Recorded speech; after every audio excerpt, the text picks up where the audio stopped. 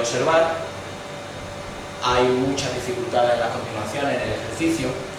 Sí que es verdad que mediante esos saltos de línea generamos situaciones de uno contra uno que para nosotros, dentro de nuestro modelo de juego, es fundamental, pero le damos el contexto adecuado, las circunstancias adecuadas, porque cada vez que saltamos líneas producimos unos contra unos, pero sin cobertura o con cobertura tardía. Por lo tanto, como siempre hablamos, las probabilidades de éxito son mayores. Y bueno, aquí a modo de debate sí que me gustaría hablar, justificar o tratar de dar mi idea y mi punto de vista sobre estos dos tipos de metodología. La tradicional, la conocemos todos, está un poco más enfocada o viene de su procedencia de los deportes más individuales, en los que primero se realiza la técnica analítica, luego mediante una progresión metodológica de ejercicios de lo analítico a lo global, progresivamente se evoluciona hacia la táctica. Esto ha sido siempre así. En algunas escuelas, ya hablo a nivel internacional, sigue siendo así, y no por ello quiere decir que los resultados van a ser peores. Después está la que yo llamo la pirámide invertida, que es darle un contexto táctico a aquello que vamos a aprender, para qué lo vamos a utilizar. Primero te doy la idea de lo que tratamos de generar, de lo que estamos tratando de percibir y posteriormente de realizar en el juego.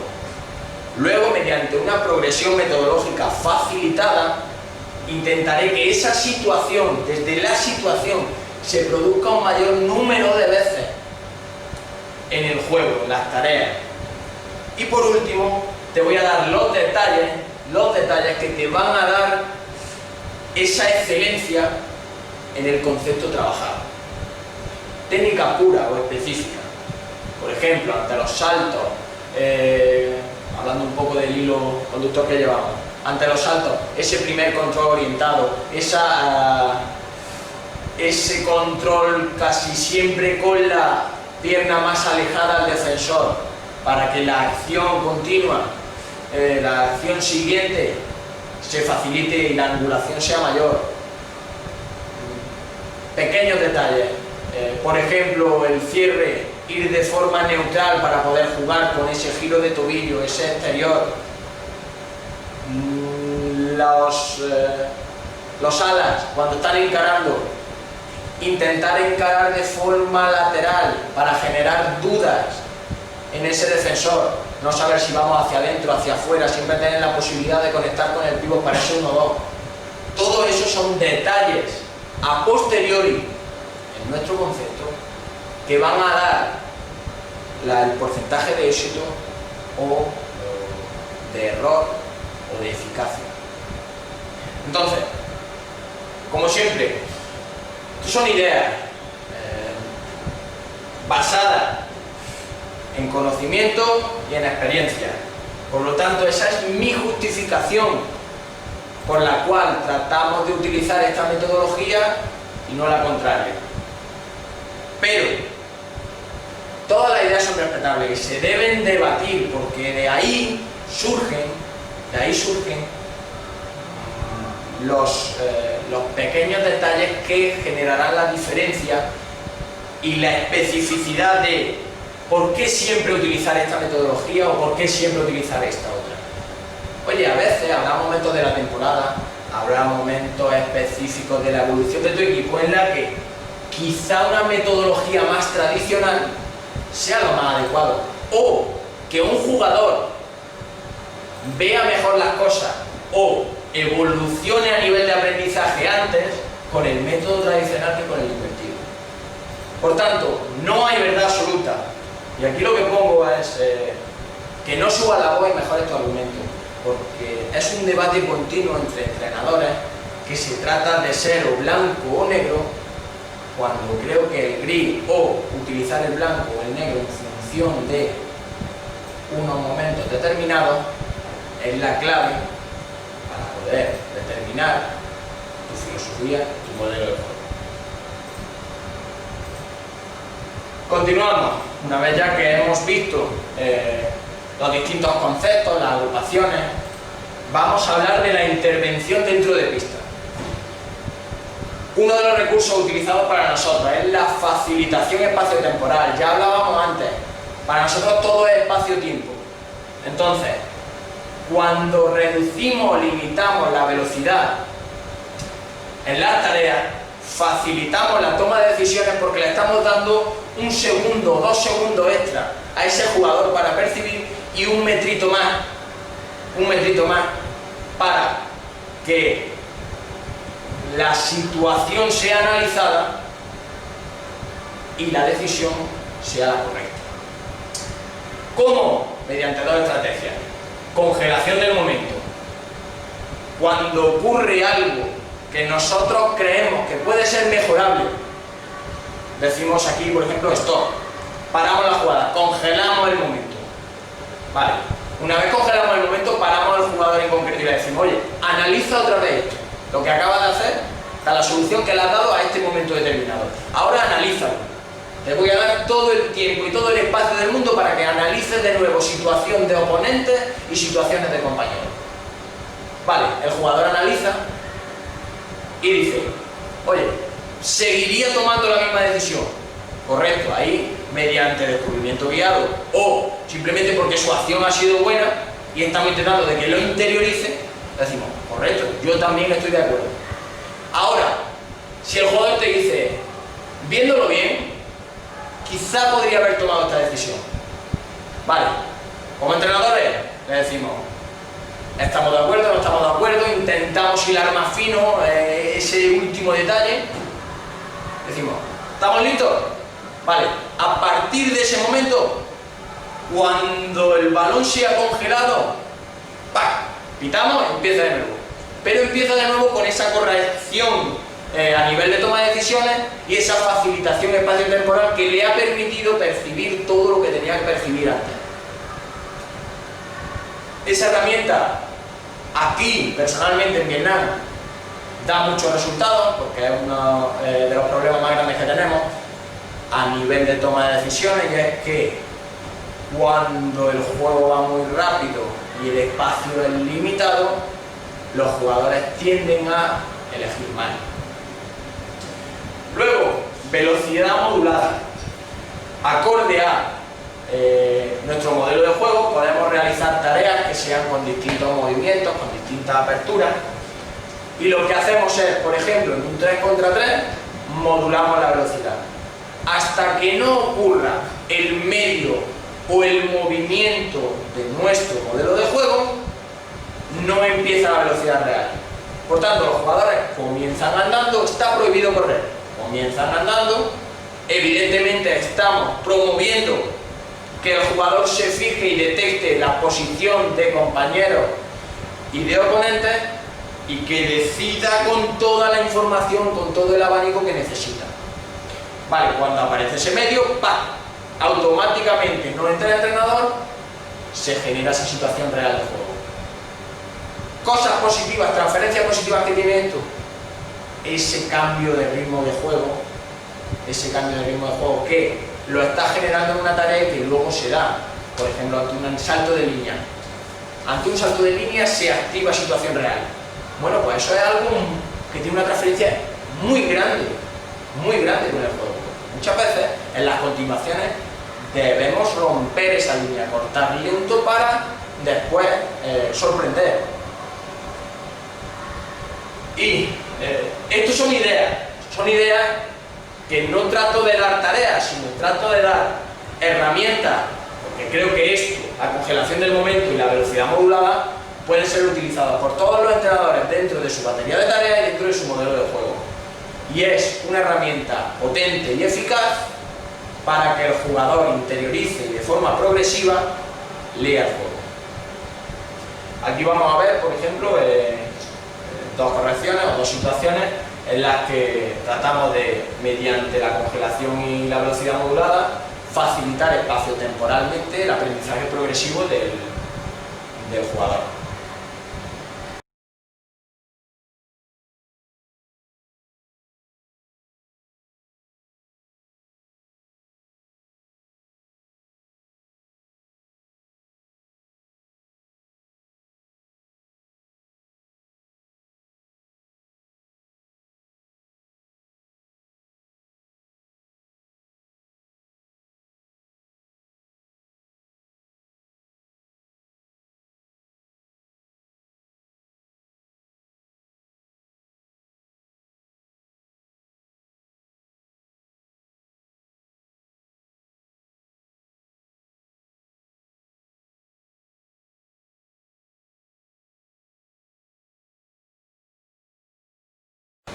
¿De acuerdo?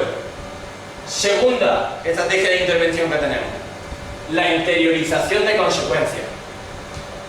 Nosotros utilizamos mucho la herramienta de vídeo, tanto grabamos entrenamientos como partidos. Entonces nos damos cuenta que los mismos jugadores suelen realizar los mismos aciertos en distintas situaciones o los mismos errores también. Entonces, esperamos a que esa situación ocurra en el entrenamiento. Cuando ocurre en el entrenamiento, ¿qué hacemos? Oye, te doy 10 balones más, en esa situación te la descontextualizo, es decir, te la doy en ese justo momento en que la última decisión es inadecuada, te doy 10 balones más para que lo realices. Y tú mismo, con esos 10 balones vas a analizar las consecuencias, ya sean positivas o negativas. Vale, el jugador normalmente, por ejemplo, yo tenía un jugador que siempre que salía después del 1 contra 1, siempre con una angulación muy limitada, en vez de dar balón a segundo palo o tratar de buscar ese pase atrás para la finalización, chutaba y me montaban un montón de contras. O bueno, se produjo esa situación en el juego. ¿Qué hice yo? Dije, paré, generé una situación estresante para él, porque todo el equipo estaba parado, y le digo, toma, 10 balones, tú contra portero, sales de ese 1 contra 1 ficticio, y ahora te doy 10 balones para que chutes. Vamos a ver cuántos balones acaban en gol y cuántos balones acaban en contra. Bien, el jugador normalmente cuando lleva 5 o 6 te mira porque todos los jugadores están parados y el foco atencional ahora mismo de todo está en él.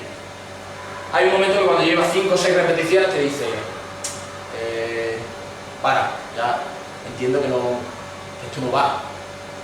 Entonces, ¿qué estamos asociando? Una emoción, en este caso negativa, a una toma de decisiones y una ejecución negativa. ¿Para qué? Para intentar erradicarlo o disminuirlo. Lo mismo podríamos hacer en otro lado. Es decir, si es muy positivo o es algo que casi siempre el jugador realiza y tiene efectos beneficiosos para el equipo, lo podemos promover. Por ejemplo, 1 contra 1 en los que siempre un jugador finaliza con esa elevación, pisada más elevación, y lo consigue hacer muchas veces. Pues bueno, puede servir de marco para que los otros jugadores copien, imiten y luego lo hagan suyo ese efecto. Seguimos. Estrategias de intervención. Tercera, desafío o reto. Para mí muy importante. Lo que tratamos es de buscar estrategias para incentivar al jugador o equipo, provocando situaciones en ese entrenamiento que lleven a una transferencia a nivel emocional, provocando emociones en la competición, generando todo tipo de emociones. Ejemplo, el tanto por ciento de acierto. Muchas veces en transiciones, una de mis herramientas es retar al equipo, decir, vamos a ver, ¿qué porcentaje de acierto en 30 repeticiones de, no sé, de 2 contra 1, vamos a decir, puedes asegurarme o crees que vas a conseguir? Algunos son muy aventurados y te dicen el 50%, entonces ya ahí tú tienes que modular y decir, bueno, en la LNFS, que es una de las mejores ligas del mundo, quizá no llega al 14%, tú estás seguro de que tú eres capaz de conseguir el 50%. Vale, con esa interacción moderamos al jugador para que la respuesta sea a nivel estimativo correcta, más o menos. Siempre tirando por lo alto para alcanzar lo máximo. Y bueno, luego contamos esas repeticiones y decimos, ¿habéis ganado vosotros o he ganado yo? Yo lo intento retar y a veces pues te juegas un pequeño premio individual, no lo sé, un café, una Coca-Cola, lo que sea. Pero el caso es generar esa motivación y ese reto. Feedback interrogativo, Taisao, eso es por qué en vietnamita. Tratamos de cuestionar a los jugadores para ver el nivel de convencimiento que tienen de sus decisiones. Pasa algo, bueno, yo sé que el jugador lo ha hecho bien, pero le digo al jugador, ¿tú crees que eso está bien? Y ya vemos, de primera el jugador te mira como diciendo, uff, ya no lo sé, ya me hace dudar. Mediante preguntas interactuamos. El jugador te dice, llega a la conclusión de que, oye, sí, lo que he hecho está bien. Vale, ¿qué estamos haciendo con esto? Asegurarnos de que la percepción, la toma de decisiones, la interiorización y la emoción van juntas. Van juntas porque luego nos facilitarán que en situaciones de estrés o ansiedad, que son la competición o de incertidumbre, lo saquen a reducir. El premio, bueno, muchas veces en muchas tareas tratamos de otorgar al equipo o al jugador ganador pues un incentivo de cara a la competición.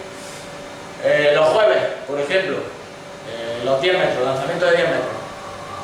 El que gane la tanda de lanzamiento de 10 metros tira el sábado. Pues bueno, ya está generando ahí un contexto que no es tirar por tirar y no pasa nada si acierto. Bueno, te estoy poniendo un poco en una situación más cercana a la competición, en la que hay un tipo de estrés. Luego, el quinteto inicial. Digo, bueno, genero el viernes 3 quintetos y digo, en todas las tareas se van a mantener estos quintetos y acorde a la puntuación o al marcador que consigamos a lo largo de la sesión, estableceremos orden de primer quinteto, segundo quinteto, tercer quinteto. Falta indirecta, es algo que yo siempre, los días que trabajamos balón parado, hay un momento que siempre doy como una situación en la que se ha producido una cesión y le doy la pizarra a los jugadores y digo, tenéis que preparar cada uno una jugada indirecta y ponerla en juego. El que consiga, en este caso el éxito del gol, el que consiga el gol, o si no el gol, su intencionalidad táctica ha sido la más adecuada, si se produce la situación el sábado o el domingo que jugamos, ese quinteto, que sepa que ese quinteto tiene que salir y va a reproducir lo que ya estábamos haciendo en el entrenamiento. A mí me ha ocurrido personalmente de trabajarlo un viernes y salir bien, un equipo hacerlo muy bien, producirse la situación el sábado, los jugadores no estar seguros de si me iba a atrever o no, a no dar yo la solución, sino cumplir mi palabra, y dije, quinteto, estaban preparados, se tiraron, salieron, reprodujeron lo que hicieron en el entrenamiento, fue gol, y para ellos fue una victoria como suya, fue una celebración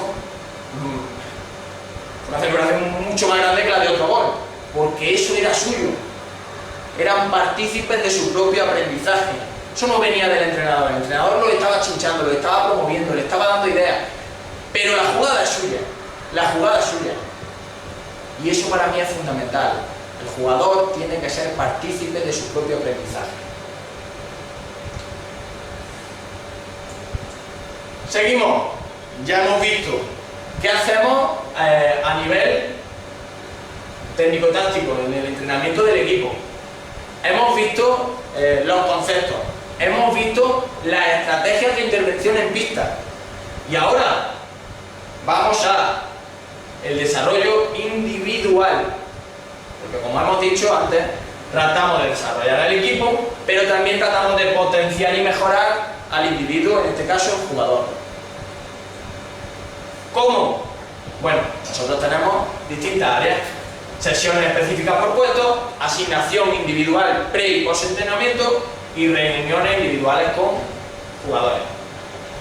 Nosotros normalmente tenemos en el plan de mejora individual tenemos unas 2 horas semanales con ellos. Entonces, muchas veces realizamos sesiones específicas por puesto.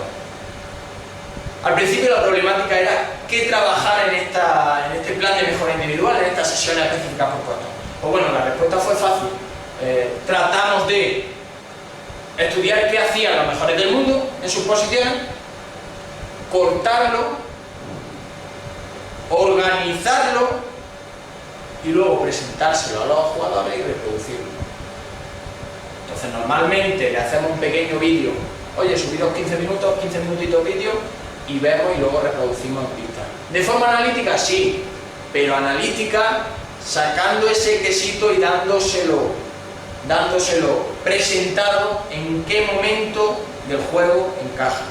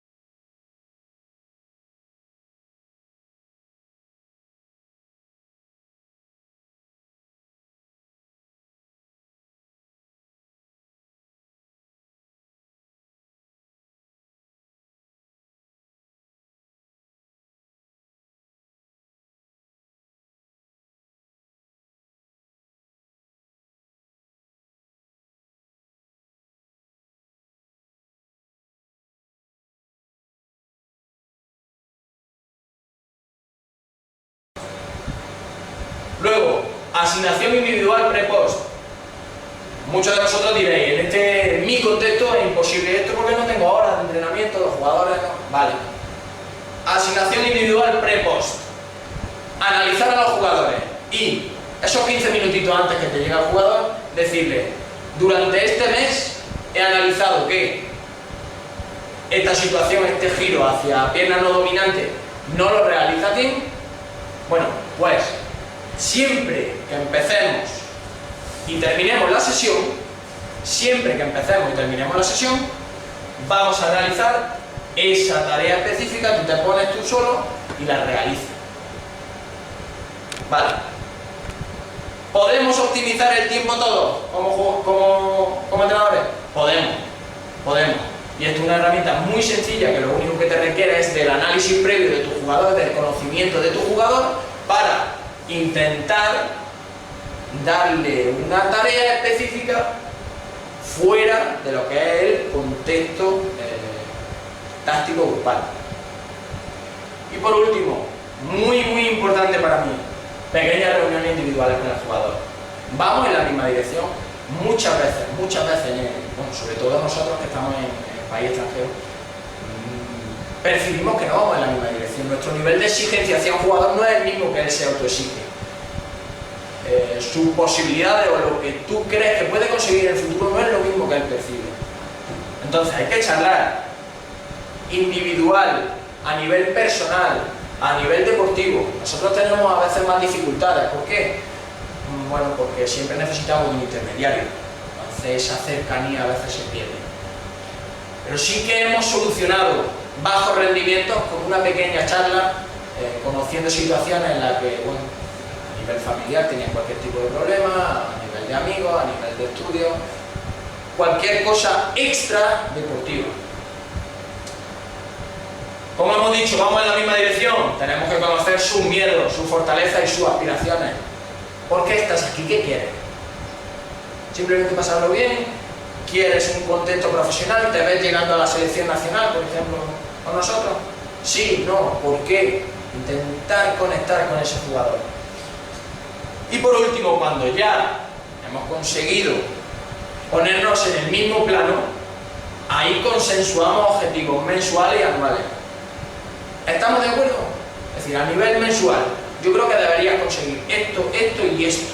Al margen de lo que vamos a conseguir como equipo. A nivel individual, deberías conseguir esto, esto y esto. Y a nivel anual, te voy a decir más. Empieza aquí y yo creo que debes acabar aquí. ¿Estamos de acuerdo? Sí, estamos de acuerdo. Vale, de nuevo hemos hecho partícipe al jugador de su propio aprendizaje. De nuevo, ese jugador va a tener una relación con esa mejora emocional. Una vez que hemos desarrollado ya el trabajo como equipo, el trabajo individual, vamos a hacer hincapié en el área de scouting, en el medio del vídeo, en el medio audiovisual, para nosotros fundamental. ¿Qué tratamos? Bueno, con vídeos grupales tenemos tres tipos de categorías. Vídeos conceptuales, a lo largo de la semana, a lo mejor hacemos más hincapié en un concepto, y en medio de la semana, o al principio y medio de la semana, le mostramos un vídeo conceptual sobre eso que vamos a trabajar, con vídeos a veces suyos, a veces de equipos como Barça, Inter, a veces de selecciones top, para que ellos vayan comparando. Aquí, por ejemplo, bueno, podemos ver un vídeo preparado por Héctor Soto para su equipo Metasol sobre la visión, sobre cómo jugar con ese ángulo ciego y la capacidad de visualización periférica y central. Aquí lo tenemos.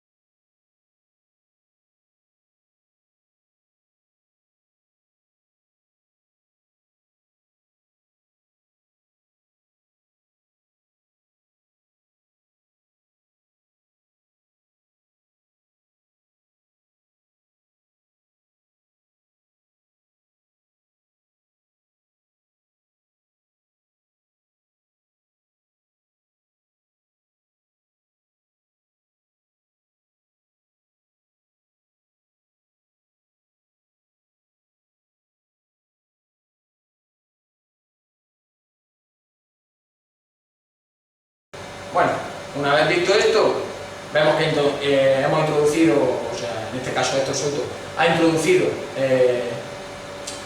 pequeños toques de humor, porque creemos que también, como siempre hablamos, las emociones deben ir ligadas al aprendizaje y creemos que muchas veces en este contexto ese pequeño toque capta de nuevo la atención en una sesión de vídeo.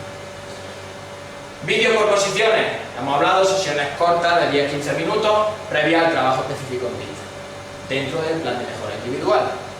Y, bueno, esto ya creo que lo hacemos la mayoría, vídeos de scouting, entrenamiento y partido. Análisis de situaciones de entrenamiento o partido para, interactuando con los jugadores, con nuestras distintas herramientas que luego explicaremos, llegar a una solución a esos problemas o tratar de estimular lo que hemos realizado hoy.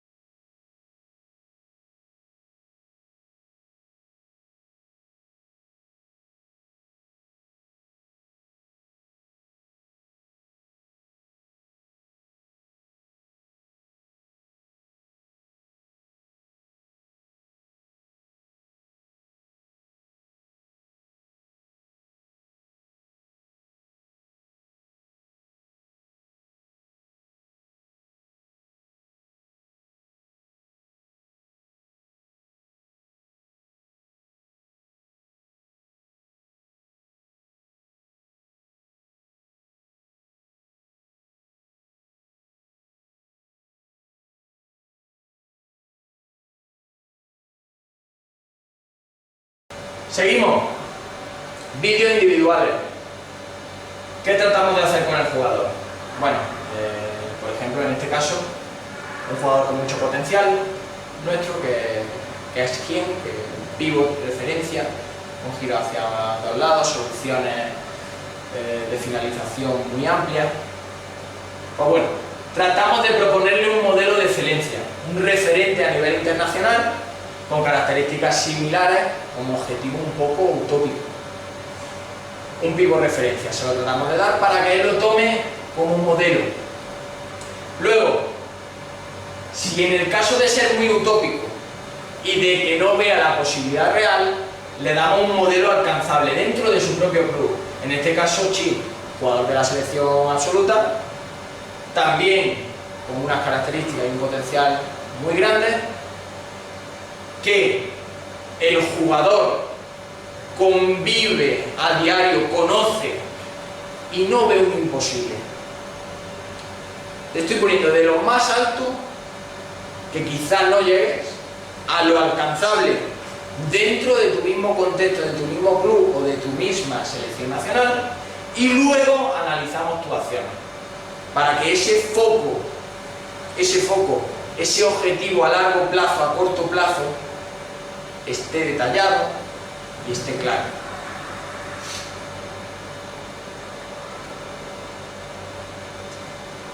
Estrategia en los vídeos.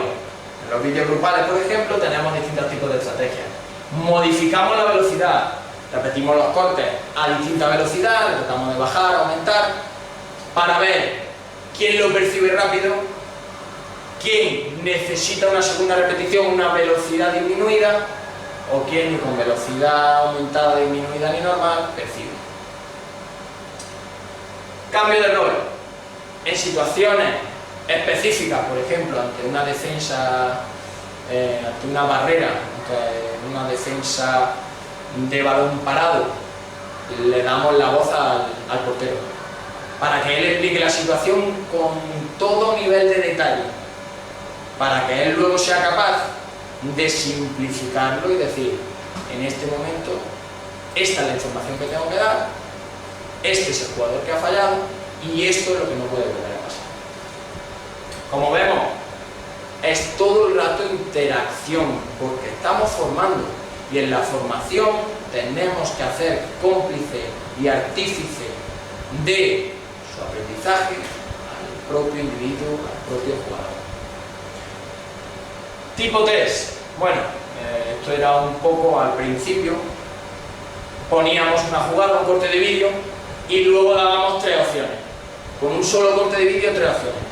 Y preguntábamos al grupo, ¿cuál creéis que es la más correcta? Debatían y decían esta y esta. Al principio, puedo decir que no salía muy bien.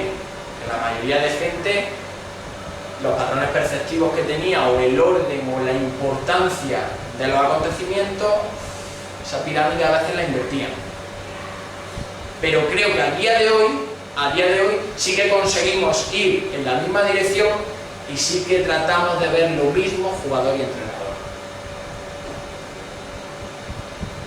Y aquí tenemos nuestra reflexión final. Como entrenadores, nosotros somos la persona que lleva la herramienta.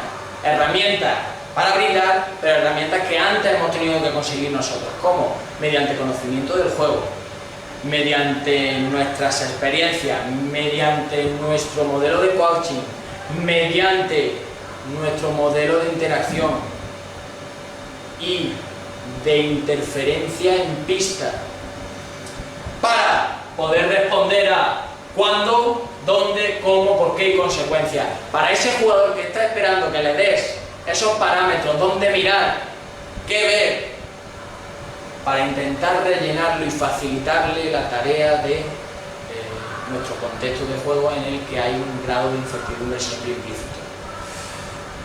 Como veis aquí, pese a que todos tenemos que responder a las mismas preguntas a nuestros jugadores, cada uno lo hará de una manera, porque para eso estamos englobados dentro de nuestra idea de juego, dentro de nuestro modelo de juego.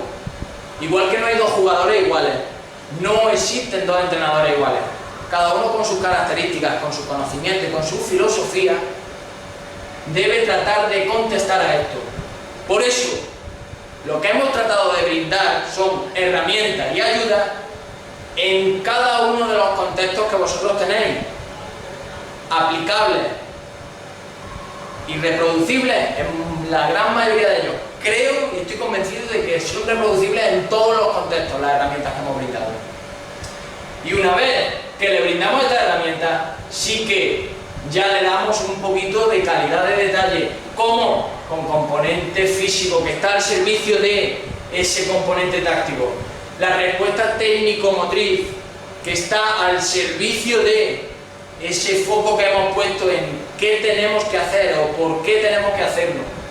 Y de esa manera vamos creando un disco duro, generándole una experiencia, extrayéndole ese talento al jugador, para que en su futuro se encuentre, al tipo de entrenador que se encuentre, sea válido para jugar para él.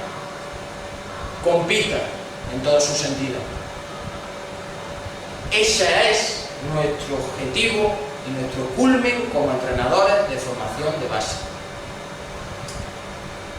Nuestra influencia no va solo en pista, va antes, durante y después. Incido en esto. Una forma de pensar, una forma de actuar, no solo hablar con palabras, no tratar de ejemplificar todo mediante tu persona, mediante una forma de estar, mediante el fair play, mediante tu forma de tratar con la estructura arbitral. Todo eso también influye, todo eso es más potente muchas veces que lo que intentamos nosotros decir con las palabras. Hay una frase que me gusta mucho que es no escucho lo que dices porque es muy potente lo que haces. Y eso es así. Tú puedes decir mucho, pero luego hay que ver cómo actúas tú en una determinada situación, y el jugador va a imitar y va a ser el equipo un reflejo muchas veces de ese carácter. Y bueno, aquí pongo una frase de Thomas Carter, en la que decimos que un maestro es alguien que se vuelve progresivamente innecesario. y vemos una foto de Miguel, por ejemplo, en este caso con el capitán de la selección de mecánica, en la que, bueno, estaban interactuando dentro de una tarea de entrenamiento y compartiendo la dirección a seguir. ¿Somos importantes? Sí, pero no olvidemos, en nuestra idea de entrenamiento los protagonistas son ellos.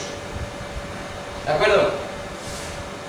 Bueno, pues muchas gracias, he intentado mostraros cómo hacemos aquí, que no es ninguna receta, los ingredientes del éxito no existen, por tanto, esta última frase ejemplifica todo lo anterior. La receta del éxito tiene tus propios ingredientes, con tus características, con tu contexto, con tus jugadores.